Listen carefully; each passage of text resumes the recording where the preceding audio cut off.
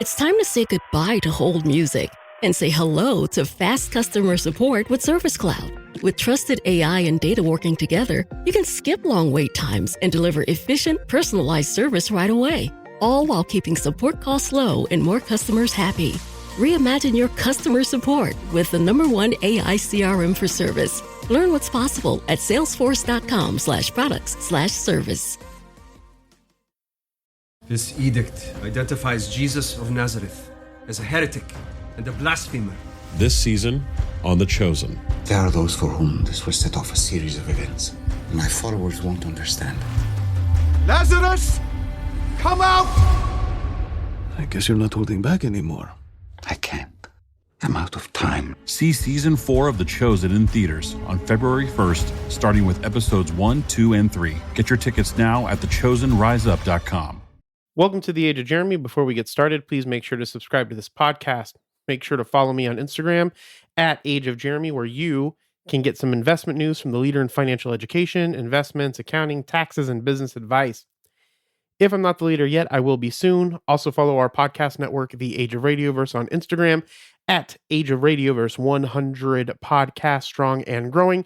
You can also check me out on TikTok at Age of Jeremy and Twitter, where I've been hanging out a lot more recently, at Age of Jeremy Q. That's Twitter at Age of Jeremy Q. If you want to be on this podcast and chat, email me at jeremy.quintanilla@ageofradio.org. That is Jeremy, Jeremy @ageofradio.org. We are looking for small business owners and influencers to share their stories, no matter how small, no matter how big, or should I say no matter how big, no matter how small. We just love a good story. So, all right, let's get into today's podcast. My name is Jeremy Quintanilla. You are listening to Age of Jeremy. I'm an entrepreneur, and I'm the co-founder of Age of Radio and 3T Fitness, and, well, other businesses that I am working on. This podcast is about everything that I learn and the trials and tribulations it took to learn them. I hope you enjoy. Before we get into our amazing time with Mo from Move Yoga Life, let's go over some things I think you should know. This news piece was recorded on January 16th, 2022 at about 9:14 p.m. So some of these new items may have changed by the time you hear it. So the first item comes from CoinDesk. Judiciary advisor calls for English law to keep pace with crypto. So again, this comes from CoinDesk. You can check them out at coindesk.com, I think. Coindesk.com. And again, the news articles will be in the description or the episode description below if you want to link over to them and read the whole thing. So, Judiciary advisory calls for English law to keep pace with crypto. A technology advisor to the head of the judiciary wants an independent body to highlight areas of the law that are not keeping up with disruptive technologies such as crypto. A technology advisor to the Judiciary of England and Wales said there is a need for an organization to keep track of gaps in the law to see where the legal system is failing to keep up with areas such as crypto and blockchain, which is a great idea. So, Professor Richard Susskind, who advises the head of the Judiciary in England and Wales, has proposed an independent body to highlight areas of laws that are not keeping up with disruptive technologies such as crypto. This was reported actually by the Financial Times on Friday, January 14th. So such a body would also promote English law across the world as a standard for governing blockchain-based transactions. Some lawyers are concerned that although English law is the model of choice for finance and insurance, the country's legal sector could lose out to centers such as Singapore and Dubai if it does not keep up with the pace with innovation. And I think this is also smart of the English and the Welsh. All right. In 2019, legal services contributed to 29.6 billion pounds or 41 billion US dollars to the UK economy, according to a professional body, City in the United Kingdom. Now, I think this is great news. I don't know if everyone will create generational wealth by trading and hodling cryptocurrencies. However, it is not going away. And what I mean is not going away is the blockchain, smart contracts. Those things are going to get better and better, and we're going to integrate them into more that we're going to integrate integrate those concepts into more of our technological infrastructure. And it is still in its infancy. So countries need to make sure that they are staying up to date with their crypto laws. I have been spending a lot of time with our lawyer located in Wyoming trying to learn about these crypto laws. And I have to say, Wyoming is going to be a beast in the crypto space, especially since Kraken, the crypto exchange, is going to be opening up a bank in Wyoming. Now, you can go and read about this.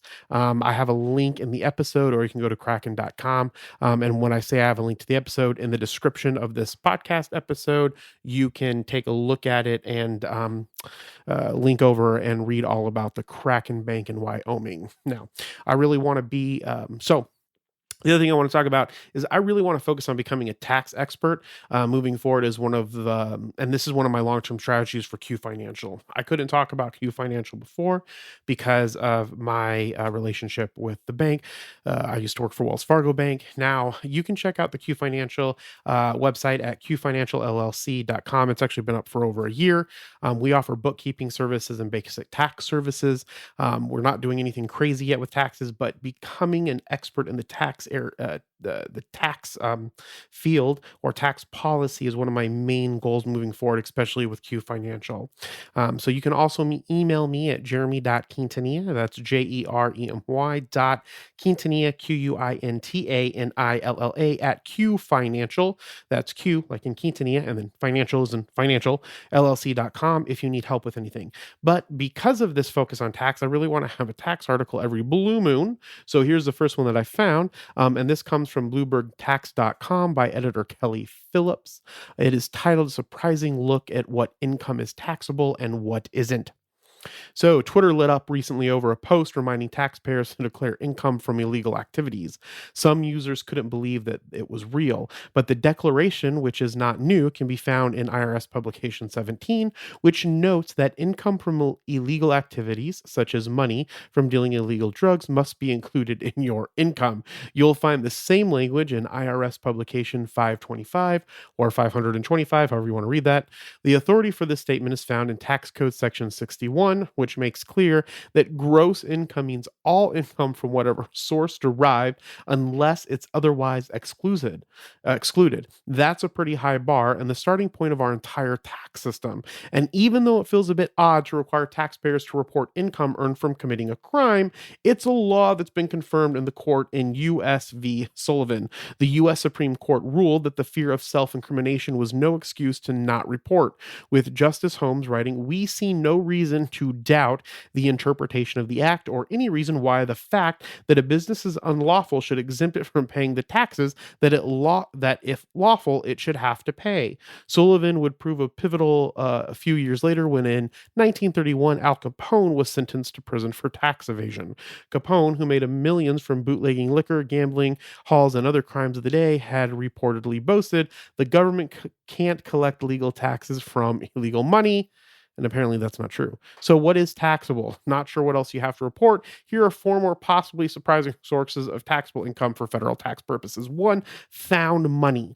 If you find and keep property that doesn't belong to you that has been lost or abandoned, sometimes referred as to a treasure trove, the property is taxable to you. It's taxable at fair market value in the first year that you establish ownership. The rule has been on the books for decades. Rev Rule 61, 1953-1, cum.bull17 confirmed that the finder of treasure trove is in receipt of taxable income for federal income tax purposes to the extent of its value in United States currency for the taxable year in which it is reduced to undisputed possession. The guidelines were officially tested in court in 1969 in Cesarini v. U.S. Today, found money is generally considered ordinary income. Unemployment compensation. All states offer benefits for unemployed persons who qualify. Benefits paid out under these plans are generally considered compensation for federal income tax purposes. That makes sense. Unemployment benefits are considered a replacement for taxable wages. All right, canceled debt. Get rid of debt by having it written off feels like a big win. But if your debt is canceled for less than the amount you owe, the amount of the canceled debts may be taxable.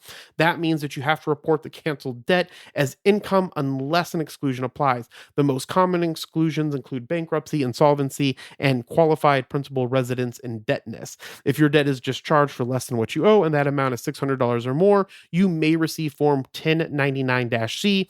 This typically happens when the creditor determines that you can or will not pay what you owe. Examples include when you cut a deal with a credit card company to pay a reduced amount to close the account, or following a foreclosure or repossession.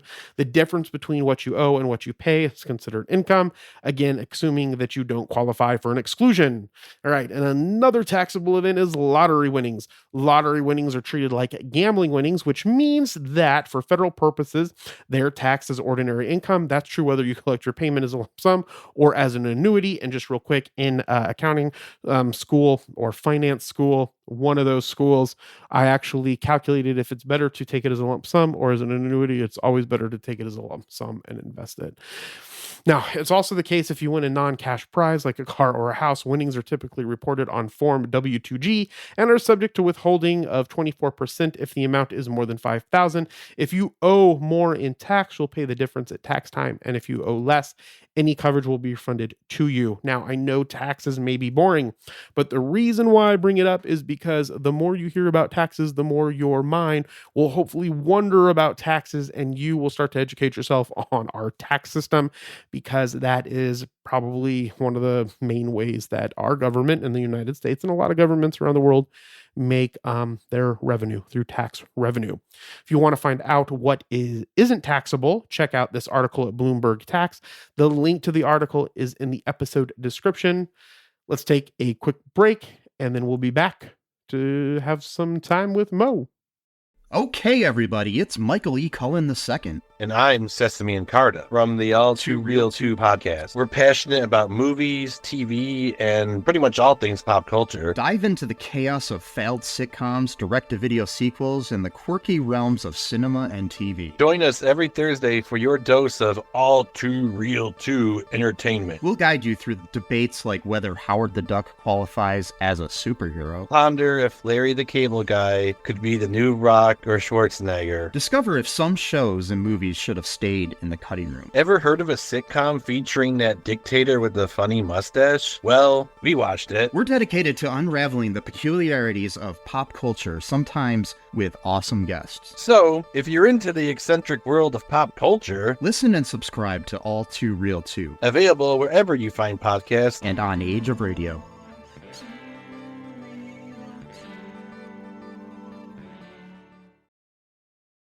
All right, my guest today is the founder of Move Yoga Life. Now, it is interesting how we met. If you are a warrior at our 3T Academy, you should already know Mo because she teaches at our 3T Fitness in Mesa, Arizona.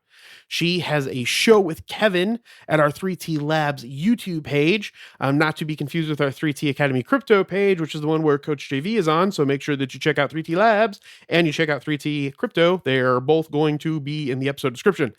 And we also stream her yoga online to our My Warriors, and I think we're also doing it to everybody on YouTube, but I'm not 100% sure on that because I don't manage that part of the business. My bad. Now, I actually met Mo through her sister, Leticia, who was one of the first or second guests on our Motivation, Health, and Life podcast with Coach JV.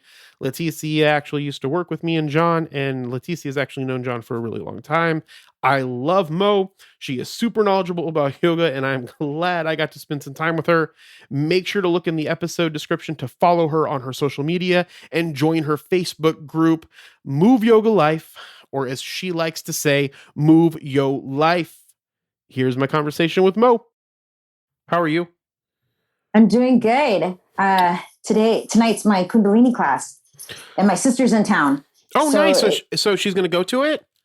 She was supposed to, but she ended up going to 3T for our yin yoga on Tuesday night. Oh, nice. Yeah, her and her husband came. Oh, and I wish I would have. Well, okay, so don't take this the wrong way.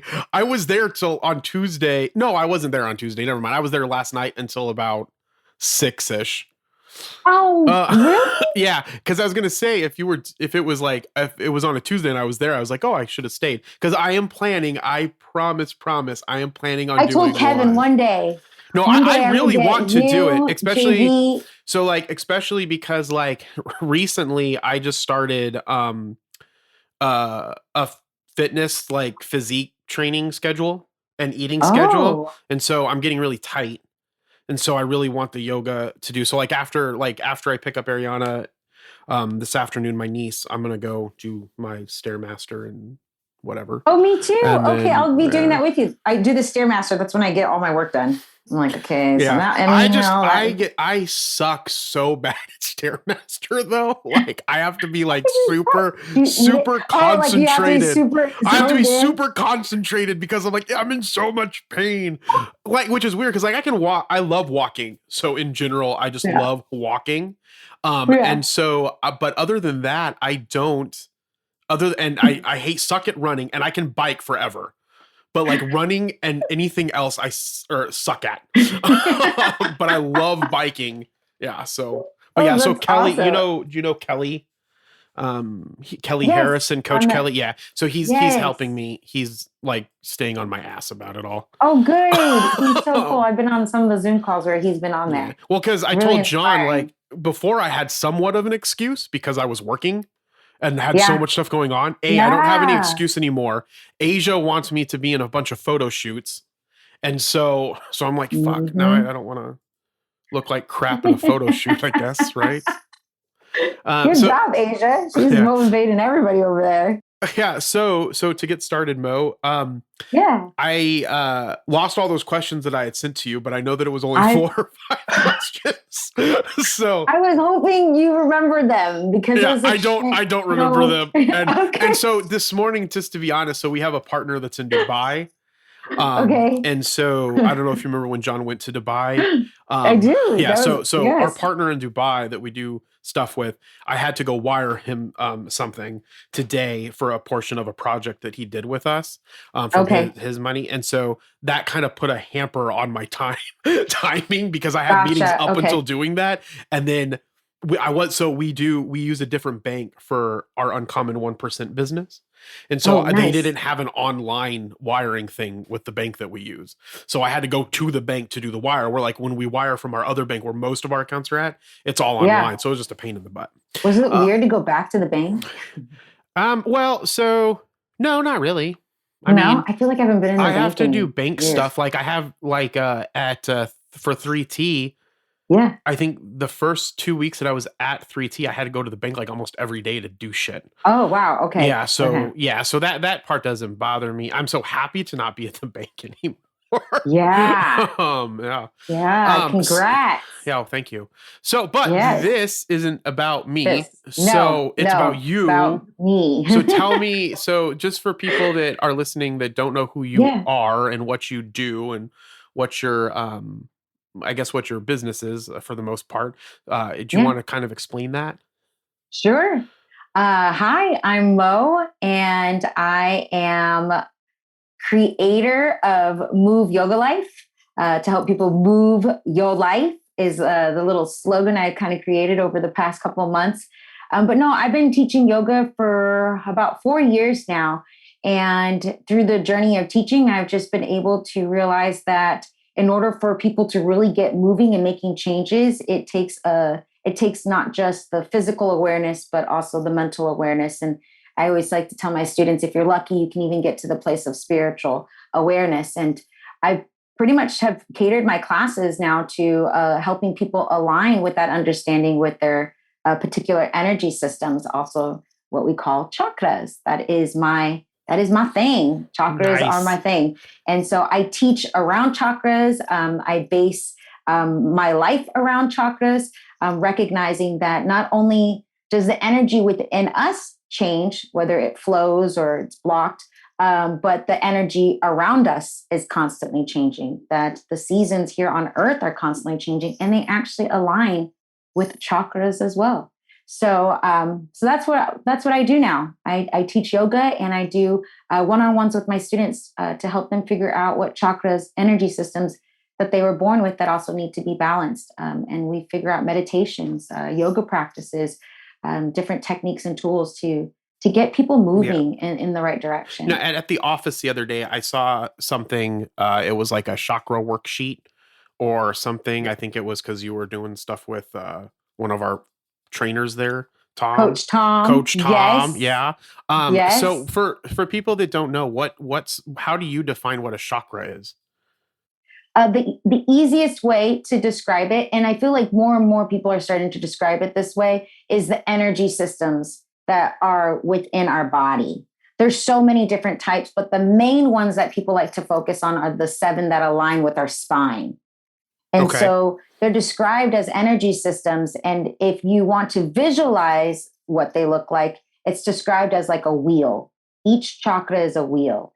And if your chakras are spinning and moving in the right flow, in the right direction, then we will feel more balanced.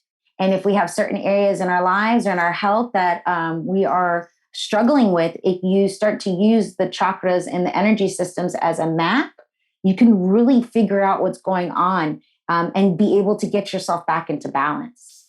That's so cool. Pretty awesome. So how did you get into doing, so you do different types of yoga. I know that at the academy where you teach with us, or where you do sessions for us, you have yin yoga, and then you have new moon classes, and then you have moon classes. But before you go into like what the differences of those kind of are, how did you get into yoga? So you said you'd been doing it for 4 years now. So how did you get into doing it? And what did you do before that? Yeah. That's a good question. So I've been teaching for 4 years, but I've been practicing for almost a decade. Got it. Yeah, for almost a decade. And yoga came to my life, I feel like, at the perfect time. I didn't really know about yoga until I was actually in a eating disorder program that I had put myself in back in, I believe it was 2008. Was it 2008, something like that? Yeah, somewhere around there. And while I was there was a woman there that she was an inpatient. Her name was Kim, and she was an older woman, and she loved yoga. She had been practicing yoga in the morning, and she said that's what kept her sane. And I had never heard of this thing called yoga before. And so she planted that seed. And what really stood out to me is that, how do I explain this? Is that while I was in that program, the understanding of yoga, and I think for a lot of us in the Western side of Earth's hemisphere, we think yoga as just a way of exercise. Right. It's a way to sweat. It's a way to exercise and go just and kind get of like a good I was workout. saying earlier, I need it so I can stretch out my muscles. Exactly. Yeah. Right. Yeah. So you think about it in terms of activity. Which is awesome, because that's just one part of yoga. It's actually not even the main part of yoga. But I feel because of that misunderstanding, unfortunately, the program that I was in made sure that she would not be able to practice yoga in the mornings or at night. Because they felt that was something that she was doing to lose weight. Got it. And I watched a woman who was near 50s, still struggling with an eating disorder. Yoga was her way of balancing. Yoga was what was keeping her grounded, sane. And I saw that she was starting to do better in the program. And then when they took the yoga practice away, the downward spiral that I witnessed was just horrible. Yeah. Horrible. It was really quite sad. She ended up having to leave the eating disorder program, and I'm pretty sure her and her husband had split after that. But, that's sad. But what shocked me was the power of this practice that I'd never heard of. And so it got me thinking, well, maybe this is something that I should look into. And so I started going. I lived in Santa Monica, California. There's pretty much a yoga class. I was just going to say, like corner. Here, so where I'm at in Glendale, Arizona, there's like 2 yoga studios. I'm assuming in Santa Monica, there's one on every corner. When I first moved out here to Arizona back in like 2015, there was like nothing. Yeah. It's really difficult to find yoga here. It's really cool because when I moved out here, I cried. I was like, there's no yoga, but it was like almost like a divine thing because it was, well, there's no yoga, so you need to bring the yoga. Right.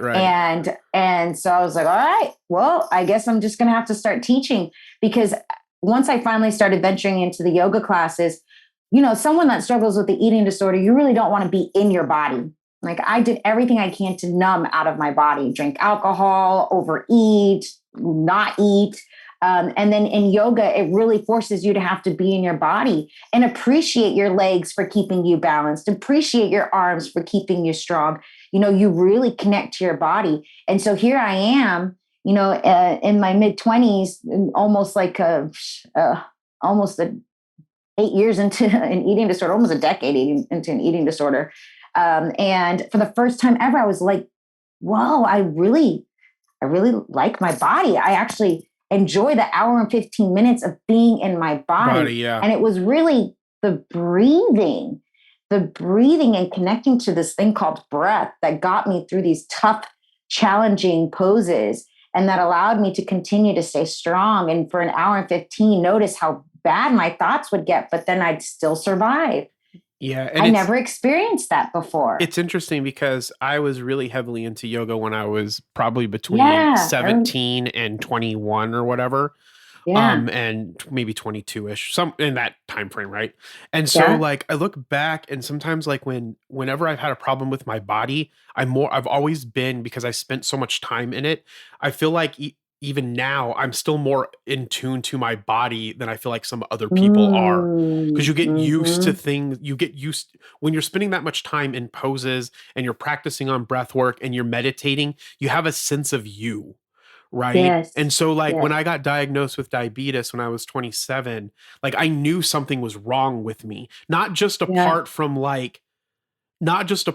fact that the normal things that you happen when you get diabetes, like the weight loss, and then you get thirsty all the time and things like that. But like I felt like my body wasn't right.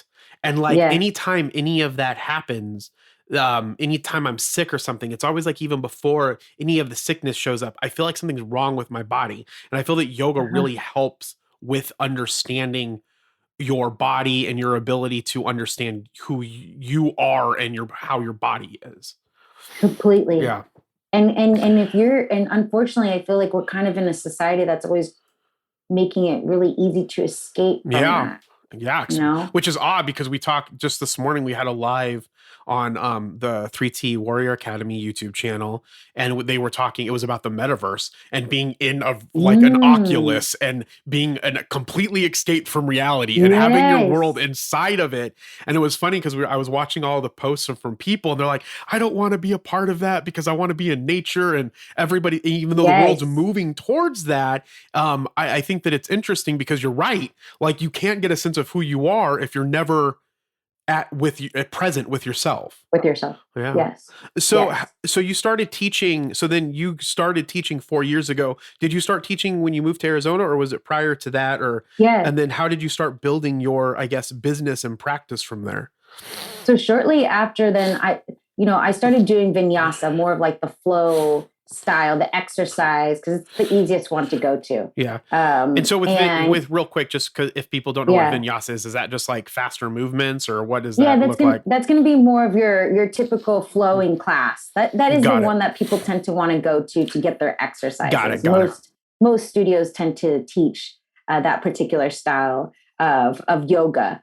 And I absolutely loved it. It was a great way to sweat. It was a great way to connect to my body. And then I got to this point where all of a sudden I felt like a click. It's so interesting what yoga does, because I always say the gateway drug is first through the body.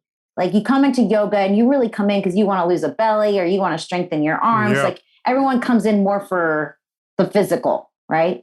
And then you're breathing and you're moving and you're recognizing your thoughts and you're recognizing the way you think when you're in stressful situations and what happens when you breathe. And all of a sudden you start to recognize, whoa, I got this mind that I didn't even realize said so much and controls so much that I'm unconscious to. And you start to feel a little different with this new awareness of your body and your mind. And if you continue to practice long enough, all of a sudden there's a click. And I like to say that's when you get your Trinity. That's when you start to, all of a sudden you come to this connection with your spirit. And whatever people think of spirit, whether it does come to you as like a religious thing or whatever their term wants to be, however you want to call it, Kev, anytime we have our show here at 3-2 Warrior Labs called Call It What It Is, right? And so whatever you want to call spirit. When I say spirit, it's my true self. And that is something that I did not know that I had. That's so cool.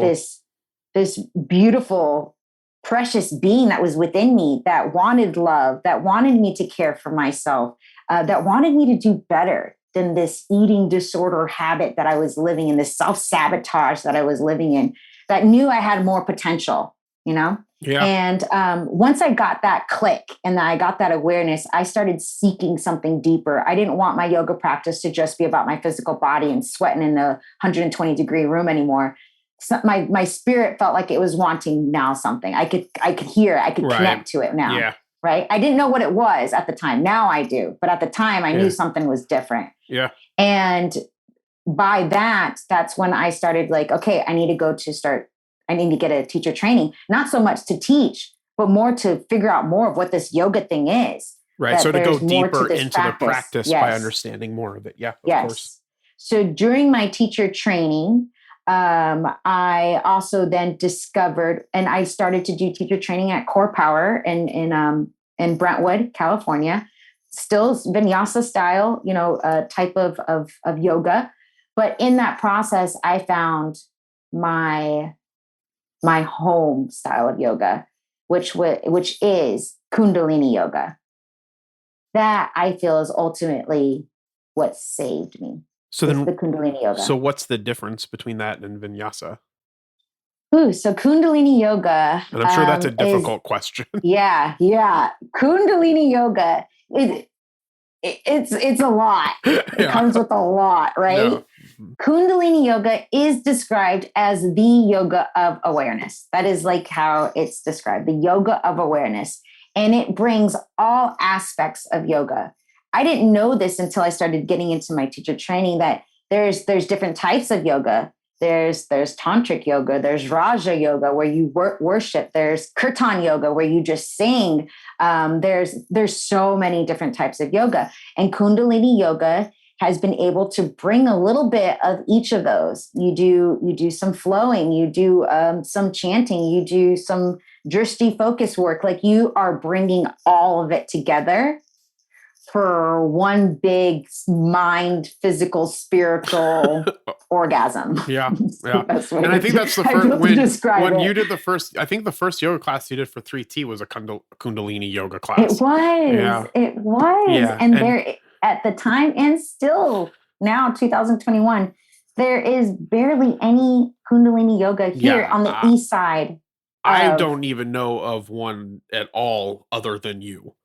Like, is there any actual place here in Arizona that does specifically? I feel like there was. I mean, I'm sure that there might be places that have a class. Actually, no, there is. There in Phoenix and Scottsdale. Mm-hmm. That's like, and Tempe too. They have a lot of Kundalini yoga, great teachers in that space. But anything outside of there, especially where I'm at in Gilbert, and I think even where you're at in Glendale, there's just not. Oh, there's nothing in Glendale's and I hope that I don't offend anybody on the podcast. Yeah. Glendale's like the whitest conservative place, in my opinion, in the freaking state. You would think that there would be a lot of yoga then. Well, yeah, I mean, there's a lot of Pilates. I mean, I see Pilates places more than I see yoga places. Yeah, but you're right. You would think that maybe there would be more of it. I would love the day where I actually would have more minority people in my classes, because a lot of my classes tend to be predominantly white.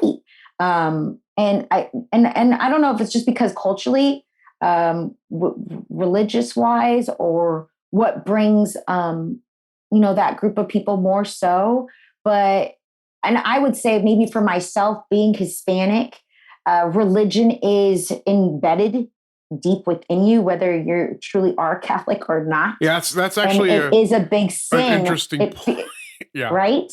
Well, yeah, even if you're not Catholic, because like my dad, I wasn't, so I'm a Buddhist like now, but when I was, so the white side of my family was, predominantly Christian, Wesleyan, whatever. But my father, who is Hispanic because he's from El Salvador, his whole side of the family is Jehovah's Witness. And I find that either with Hispanic culture here in Arizona anyway, you're either Catholic or you're Jehovah's Witness for the most part. Yeah. And so I think that either way, in the Hispanic community, there's like a really focus on religion. Yeah. And that's actually, I'm glad I'm mentioning, and just to kind of answer your last question too, because I want to hold on to that, because that's what's really important I want to go over is recognizing that yoga is, it's a spiritual practice. It could be even just the physical practice. It could be a great practice just for your mind. And what I'm hoping to do with the Move Yoga Life, the Move Your Life, is to show people that you can still have your religious practice. You know, if anything, yoga is just an extra tool to help strengthen that. You know, it's not something that's trying to pull you away from the church, because being in Gilbert, I actually get a lot of Mormon, I believe, I'm in a very big Mormon community. Yeah, of course. And coming out here to Arizona, to the desert, I was like, gosh, I kind of feel like Jesus getting thrown into the desert for 40 days, but hopefully it's only going to last, not that long. I was hoping to go back to LA as soon as I moved out to the desert. I have no idea how you would want to live in LA. Now looking at the situation, I'm so glad it was a blessing in disguise. Like if you said I want to live in San Diego, yeah, cool. LA is like, even when I go there, there's just so much happening. Venice got cleaned. I lived on Venice Boulevard, Venice and Lincoln, and that was just, I rode my bike to Santa Monica every day. Yeah, I guess if you're in that. It was a mile from the beach. Yeah, and obviously if you're living there, it's not going to seem as bad as if you're not living there and then you go there. But because I love San Diego. I would live in San Diego, hands down. 2015, as we were leaving California, because I had my twin girls, my identical twin girls, we ended up having to leave because we couldn't afford to live in our apartment anymore with twins. It was starting to not be as awesome. It was unfortunately not becoming as safe as it used to be. So, but moving here now, I do have a very strong community where there's a lot of religion. There's a lot of churches in almost every corner. And to realize that what's beautiful about this community is that they are in a spiritual journey. They have a big spiritual awareness because of their religious practice. Mormons especially. So some of my, our 3T Warrior ambassador, Heidi, she is a practicing Mormon, and then and then Joe, her husband, obviously is a practicing Mormon, and they're some of the greatest people I've ever met in my life. One, and then two, there are lots of how can I say, esoteric practices inside of Mormonism that would correspond well with yoga. Yes. Yeah. Like with their meditations and some of their other practices that they have when you're inside the church and things like that. So I find that Mormons, I think, can integrate that yoga a lot easier maybe than some other, religions. I didn't even put that together, but that makes a lot of sense then. Why it seems like there also within this space and where we're at, there's a lot of ex-Mormons. There's a lot of people that have left churches. And they're spiritually lost, they're seeking.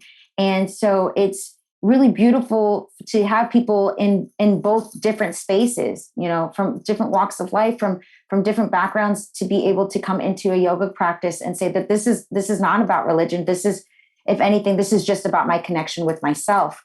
And by strengthening that connection with myself, whatever I take from this class, I can then strengthen my relationship with my religion, with my community, with my culture, with my practices. It's not there to threaten. And I've had some students that have come to me and told me that, I would love to continue your class, but, my priest told me that yoga is the devil. No, that's how it is when I was growing up, before I got into, New Age type of stuff, because my family has a church out in Avondale. And so a Christian church, a Wesleyan church, I think is what they still are. And so it was very, yoga was very anti, that was, leads you to the devil and all of that stuff. Totally. So I can definitely see that. And Kundalini yoga's got even more in it, because you guys do, because in Kundalini yoga, especially with your class, you do a lot of the mantra chanting, right? Yes. And so it can even sound more esoteric and evil, I guess. Yeah. And that's what ended up happening. I ended up getting my vinyasa teacher training with Core Power. I started going deep into the Kundalini yoga because that was a practice that was it's a very fast, like when you start doing Kundalini yoga, if put on your seatbelt, because if you come in there and you're like, okay, I'm ready to start changing my life, I'm ready to start working on myself and becoming more aware of myself, it is one of the fastest working self-development things I've ever come across. And I've had multiple teachers describe Kundalini yoga that way. Wow. And when people are like, be careful with that Kundalini yoga, I think there's even a student on Mighty Networks, or not a warrior on Mighty Networks, that she had mentioned that you have to be careful with Kundalini yoga. You know, it's bad and this and that. And you know, what's sad is that I feel like that comes from this idea of that it's bad if you start to figure yourself out without having these like dogmatic things that we've been so used to telling us how to do things. Yeah. And God forbid we start to figure out our own truth and start to voice that and start thinking differently and start feeling like, hey, I feel like I should start thinking this for myself and thinking out of the box. And when you do start to work Kundalini yoga, you do start to reopen and break open sometimes your chakras. Yep. You realign these systems that have been either dormant, never moving, ever, you know, or completely sluggish and sick. And now you're completely changing your life, which then sometimes means you start to change your outside. You start to change your relationships. Yeah. You start to change, and people get scared of that. They do. And I think that that's really what it leads to. I Yes. mean, I really think that that's where a lot of that fear comes with. And then Yes. also too, I think that in with the chanting and the with chanting and then mudras and then like the religious, like any type of the religious aspect that moves into, especially in Kundalini yoga, I think that just scares people. Completely. So where do you, so right now with your bit with Move Yoga, like, it's Move Yoga Life, right? Move Yoga Life. Mm-hmm. So with Move Yoga Life, how do people like, you do private one-on-one sessions and you do group sessions. So you do group sessions with us every sometime Tuesday. 2 weeks. Yes.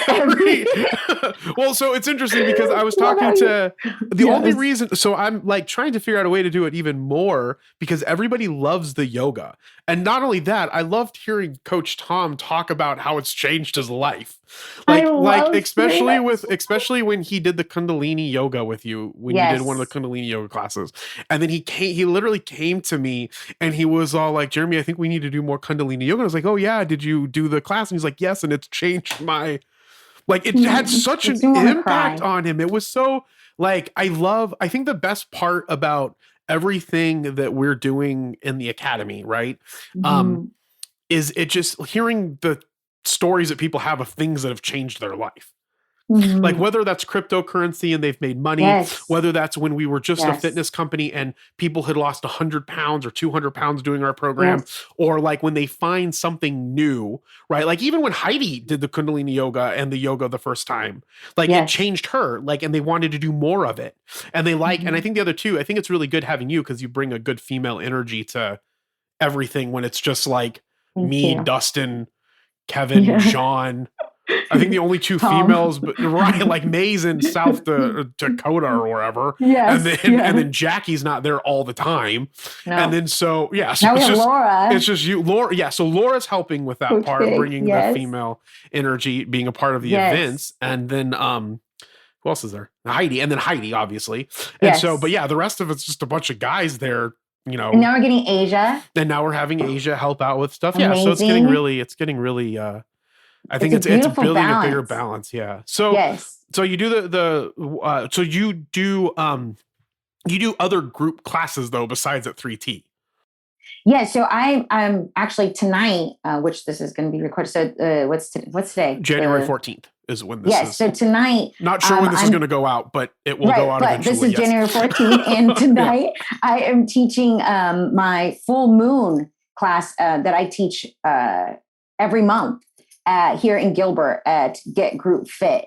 Got it. The studio owner there, she lets any fitness instructors or anyone that wants to do events rent out her studio. And so I've been very lucky to be able to go there and teach my full moon and my new moon class every month. Now, and then So your people pay you then to do the class with you, and then you pay the people to have the class at their thing. Yes. So that one is they register for each class. And, my husband and I are trying to put something together where we put some type of like membership. Where they pay monthly. Where they can, and be able to just every month, here you go, here's your pass for the class. And then also bring in more classes. But, Kundalini yoga, because there's not a lot of it out here. Right. Well, at that Well, at that full moon class, is that Kundalini? Do you do Kundalini yoga at that class? Yes. So that's a Kundalini yoga class. Yes. Got it. I started my teachings with yin yoga. So I got into Kundalini yoga and I got into it hard. I was going pretty much every day to the studio in Venice, California, Rama Institute, which was created by the late Guru Jagat. May she rest in peace. Unfortunately, she passed last August.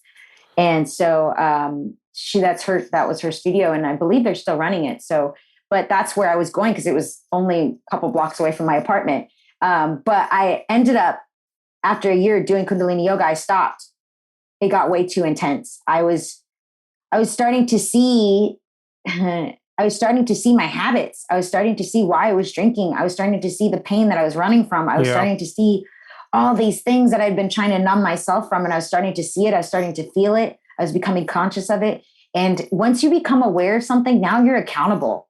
I can't blame anything. My dad for things. I can't blame anything. No. No, like exactly. Now I'm conscious of it. And I need to choose what I'm going to do with this. Right. I can sit here and continue to blame and stay in this victim mentality, or I can choose to want to fix it. And honestly, the idea of choosing to want to fix it takes a lot of energy, takes a lot of work. And it was something that I wasn't ready to do. And so I ran away from Kundalini for 5 years. Oh my gosh. Yeah. That's how much it scared. But you were still doing yoga during that time. I was still doing yoga. Okay. So then you started doing yin. So what's the difference between yin yoga and then I got into moving out here to LA or to Arizona.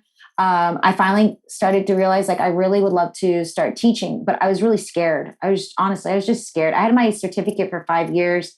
In those 5 years, I was also trying to raise twins, and find myself again. And I wanted to teach, but I was just too scared. And by divine, I was in a yoga class at Lifetime Fitness, and the manager there, I don't honestly know, Jeremy, how this fucking happened. I really don't even know. It's usually how these things go. I don't even know. Yeah. And knowing her, she's never done this for anybody. Anybody else? Yeah. No, she never did it before. She never did it after. I honestly have no idea how she knew that I had a yoga certificate, but they needed a yin yoga teacher. I had only done yin once. Yep. Because I didn't like the slow pace. So yin yoga, you have the yin and the yang. Yeah. The yang is your fast moving, active sweat, which everyone typically knows, right? Yep. The yin yoga is the opposite. It's the slow, deep. You might do 6 postures in one class. Right. And you're holding them for 3 to 5 minutes, breathing in them. And so honestly, it's harder, I feel like, sometimes than the actual flowy muscle moving. Yeah. Because we're always go, go, go. Oh my gosh. When I had I don't know if people are listening to this know what cassettes are, but I used to have a VCR and a cassette, and it was a yin yoga, like that company Gaiam. It was right when Gaiam came out. Oh yeah. And they had a bunch of yoga, and that's how I learned yoga. But there was one video that I had that it wasn't specifically called yin yoga, but it would have been the same thing. Yes, and I remember they would make you hold downward dog for 8, 9, 10 minutes. In the video, it was ridiculous, Mo. And you would hold it, and then you would rest for a minute in another pose, and then you would go hold. And it was an hour and 20-minute video, and you were holding poses for freaking ever, and breathing and getting used to it, and it was ridiculous, Mo. I will see if I still have. I will. If I think my mom might still have because it was a VCR cassette, I don't know. She might still. I don't even know what those are called maybe. anymore. Yeah. Yeah. I'll see if she still has it because it was ridiculously intense. And see, in yin yoga, the postures, you're not so much because they don't want, in yin yoga, you don't want your muscles to be engaged. Because if you engage your muscles, then you're not going into the deep tissues, into the ligaments, into the fascia. So you won't find yourself really doing a downward dog. You will find yourself most likely sitting majority of the time or laying down and twisting into a supine twist. Okay, that makes sense. So I don't know what this video was. Fold.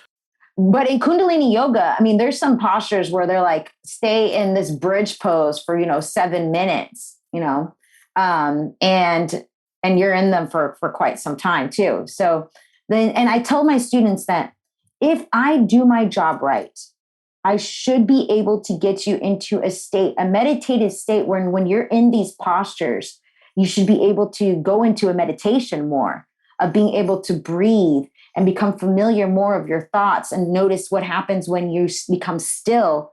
Where do you go? I heard someone describe meditation in such a great way that meditation is a practice of just becoming familiar with yourself.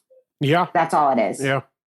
And for everyone that thinks meditation is a practice to silence your mind, that is not what meditation. And if you honestly make that your goal, good the fuck luck. Right. Like, seriously? Yeah. I'm actually positive that some of the most amazing meditative practice people that cannot get to a place where your mind is just completely silent for the entire duration of the. There's no possible way. Like as long as you're I'm human. not saying that I'm a guru or anything, but like the longest I can get it to go now without any type of thought coming in and flowing through is like maybe a couple minutes. Like it's the hardest thing ever. And the thing is that once you become conscious that your mind has been silent, then that's when it's done. Like, that's it right there. Once you realize that, it's done.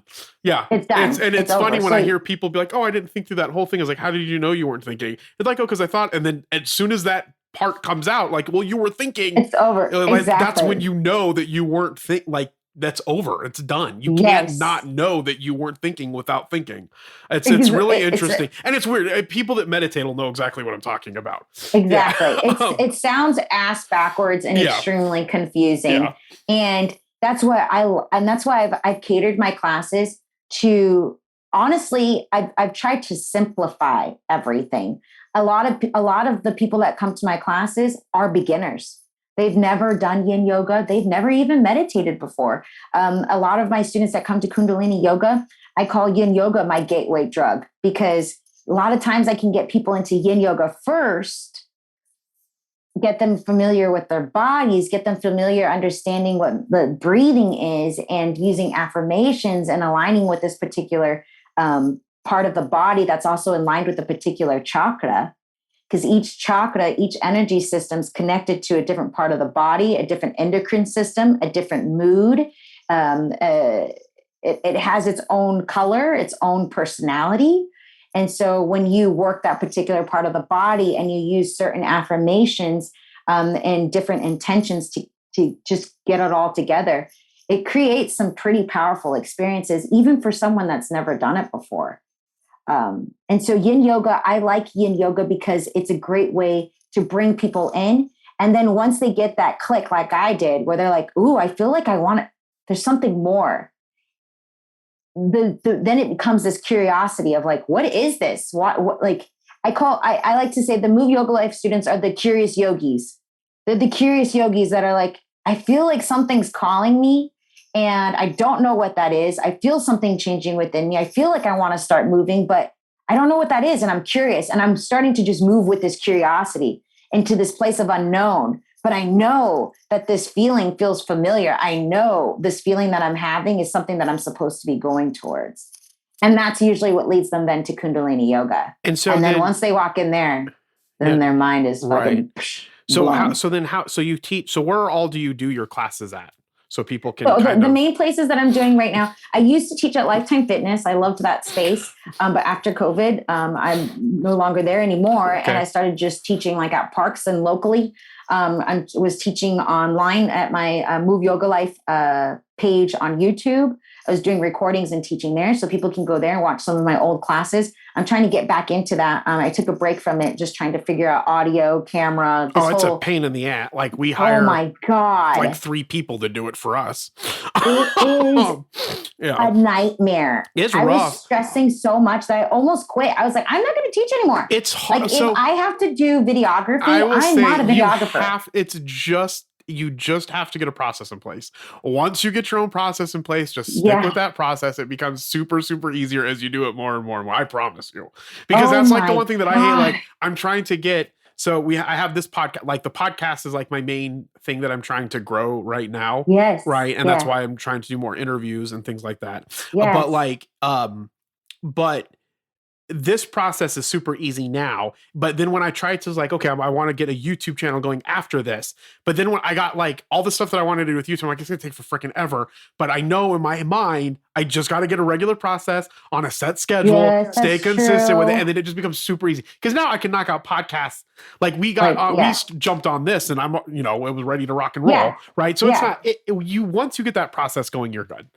I promise. That's what that's what the process I need to figure out, because it's like the different cameras, the different sound equipment, the different ways to put in music and the editing after. Oh my God. I'm like, I just want to teach. Well, and the other thing too, that's the other thing too. So like it sucks because when you're first starting out and you don't have the resources to pay for all of that, you end up having to do it all. And that's the annoying part, especially for content creators that just want to create content.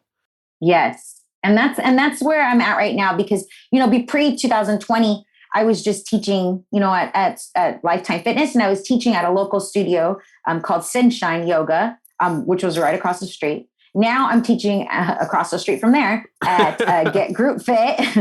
Didn't go too far, right? Literally across the street at Get Group Fit, doing there twice a month. And then over at 3T at the Warrior Academy, which we're doing the 2 yin yogas a month, and now the 1 Kundalini yoga class the first Thursday of every month. So that's where I'm at right now. But in the midst of those classes, I've been really excited because what's been happening that's just organically morphed into just this past year-ish, maybe almost a year now, where after each of my classes, I would find people wanting to come up to me. They'd be crying about things that they just were like, I don't know what's going on. I can't stop crying.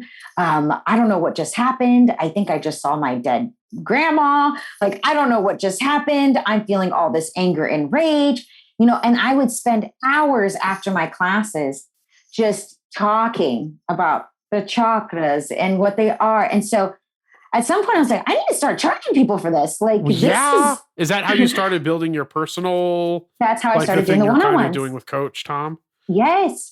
And so my one-on-ones are 2 different ways. There, you can do either where I come to you and I can actually teach a yoga class specifically designed on the chakras that you were born with, and I have a way of figuring that out now. Or we do it via Zoom, and I could still do that via Zoom, teach you your class.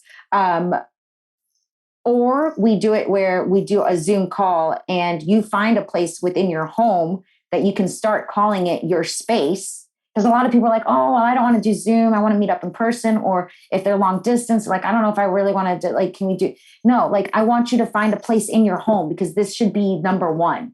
Whatever we do in our calls or the yoga practices, if you can't find a place of solitude in your home space, then nothing we do is going to stick.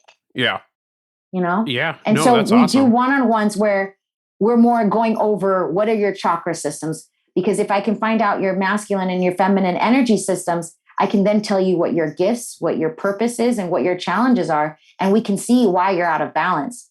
And so really from there, it's turned into more of this like coaching, where every week or bi-weekly, we're meeting up and we're seeing what worked. Why did this work? Why didn't this work? And giving different practices, different meditations, different techniques, different journaling stuff, as many tools as we can throw in our toolkit, so that it's not a matter of trying to get ourselves into a place of forever peace and happiness, because we realize that honestly, it does not happen here on earth.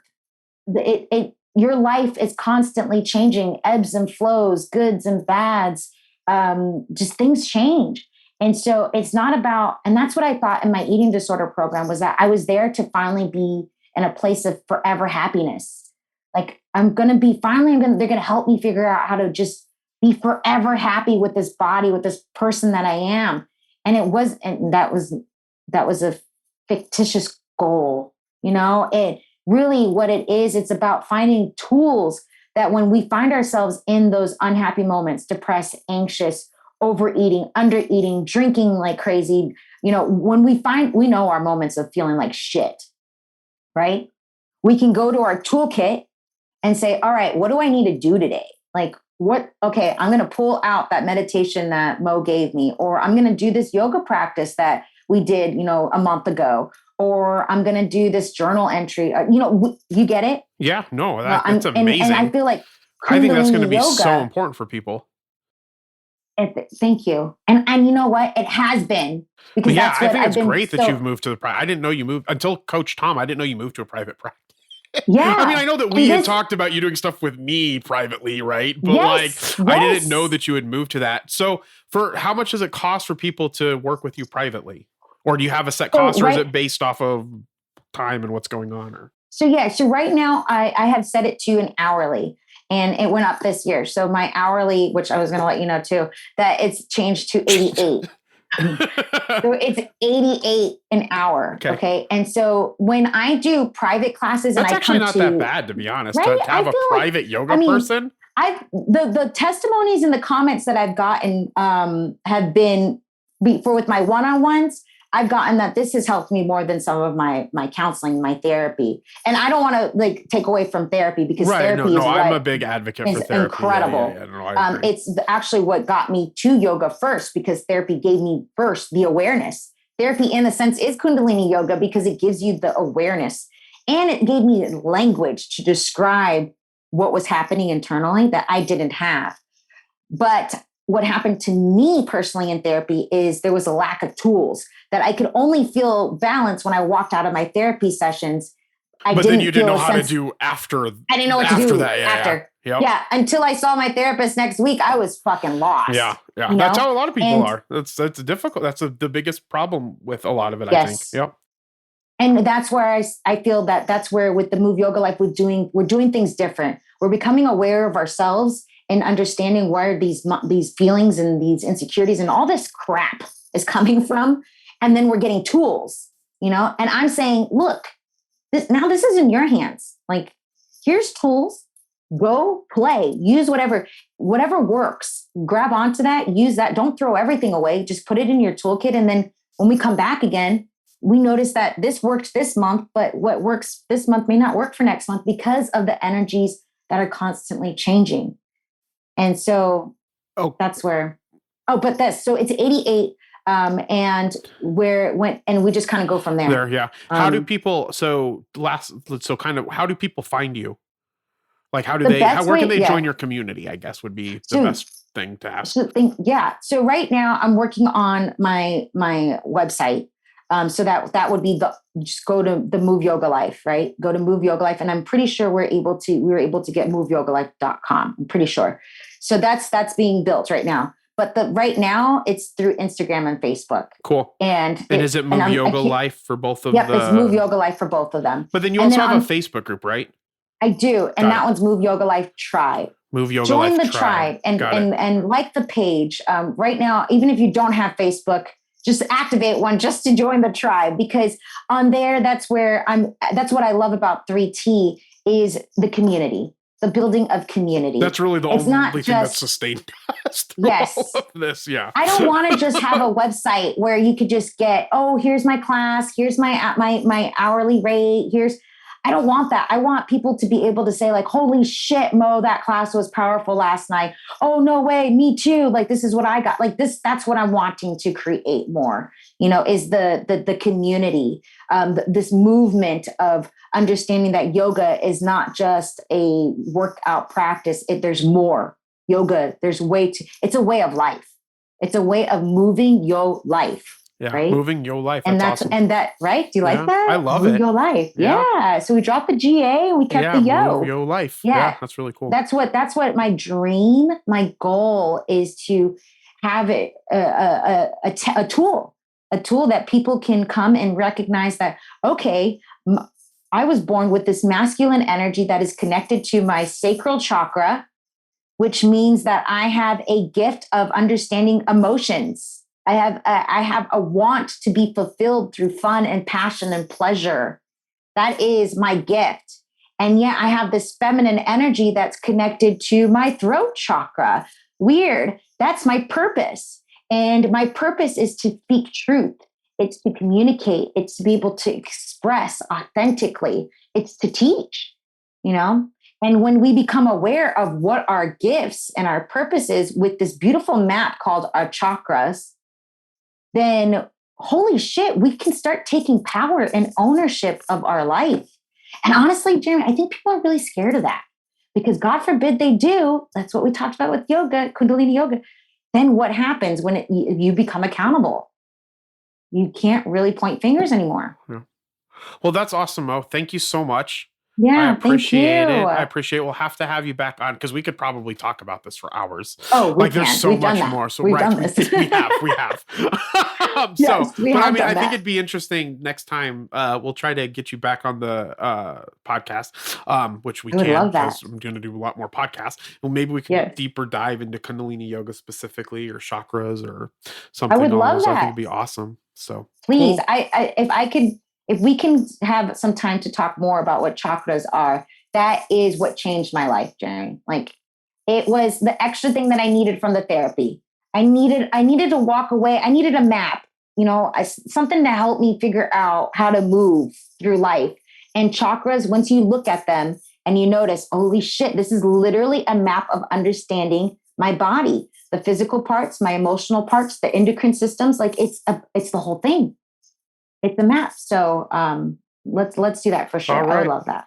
Cool. Well, thank you so much again. I enjoyed having you on. I really, really appreciate it.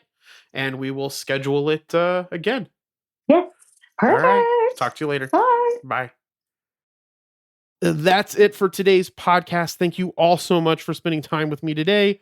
We will be working to have interviews as much as possible. Again, if you want to be on this podcast, reach out to me at jeremy.quintanilla@ageofradio.org. That's Jeremy, JEREMY .Quintanilla, QUINTANILLA. One more time, QUINTANILLA at ageofradio.org. Don't worry, it's free for everyone to be on my podcast. We won't charge you anything, and I hope you won't charge me anything. Also, please make sure you subscribe and rate this podcast in your favorite podcast player, also known as a podcatcher. Remember, be thankful, grateful, and kind. We will see you next time. Bye. Thank you for listening to The Age of Jeremy. Make sure to subscribe on your favorite podcatcher. If you can do me a favor, please rate this podcast if your podcatcher allows you to. Talk to you soon.